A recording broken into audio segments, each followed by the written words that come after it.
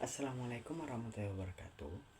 Saya Abdul Rizky Saputra dengan NIM 234201404 dari Universitas Islam Negeri Sultan Haji Muhammad Samarinda. Saya dari Prodi Bimbingan Konseling Islam. Saya di sini akan menjabarkan tentang perkembangan bahasa dan komunikasi. Pengertian pertama adalah perkembangan bahasa dan komunikasi merupakan aspek penting dalam psikologi perkembangan karena ini memungkinkan manusia untuk berintegritas dengan dunia dan satu sama lain. Perkembangan ini terjadi secara bertahap dan kompleks, dimulai sejak bayi dan berlanjut hingga dewasa. Selanjutnya adalah tahapan perkembangan bahasa.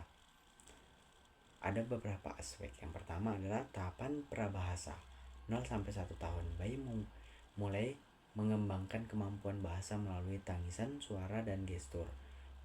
Mereka memulai memahami suara dan melodi bahasa orang tua mereka. Yang kedua adalah tahapan kata tunggal, 1-2 tahun. Bayi mulai mengucapkan kata-kata pertama. Mereka biasa kata dengan yang konkret seperti mama atau bola. Mereka juga memahami makna kata-kata sederhana. Yang ketiga adalah tahapan kata 2-3 tahun. Anak yang mulai menggabungkan dua kata menjadi frasa sederhana seperti mama susu dan bola jatuh. Mereka juga mulai menggunakan kata ganti seperti aku dan kamu. Selanjutnya adalah tahap kalimat, 3-5 tahun. Anak-anak mulai membentuk kalimat yang lebih kompleks dan menggunakan tata bahasa yang lebih tepat. Mereka juga mulai memahami kata-kata yang lebih abstrak. Tahapan perkembangan bahasa lanjutan, 5 tahun sampai ke atas. Anak-anak terus mengembangkan kemampuan bahasa mereka, termasuk pemahaman tentang makna, kiasan, humor, dan bahasa yang lebih formal.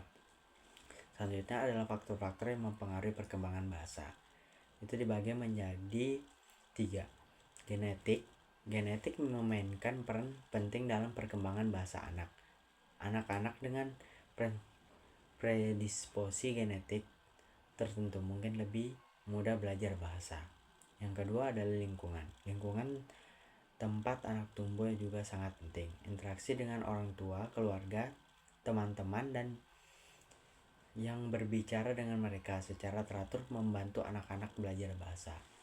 Selanjutnya ada kognitif. Kemampuan kognitif anak-anak seperti memori, perhatian, dan pemecahan masalah juga mempengaruhi perkembangan bahasa.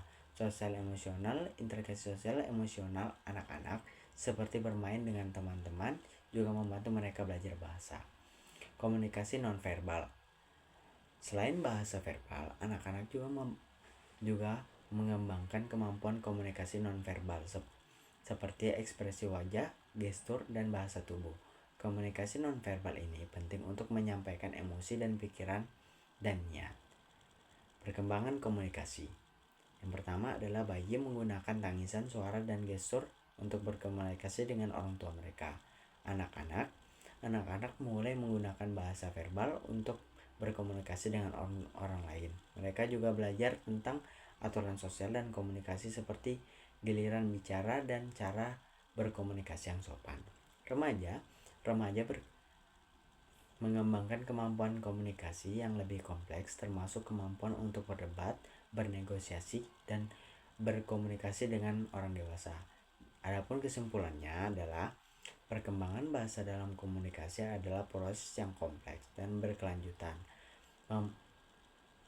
Memahami tahapan dan faktor yang mempengaruhi perkembangan ini dapat dalam membantu orang tua, guru, dan profesional lainnya untuk mendukung anak-anak dalam mengembangkan kemampuan komunikasi mereka.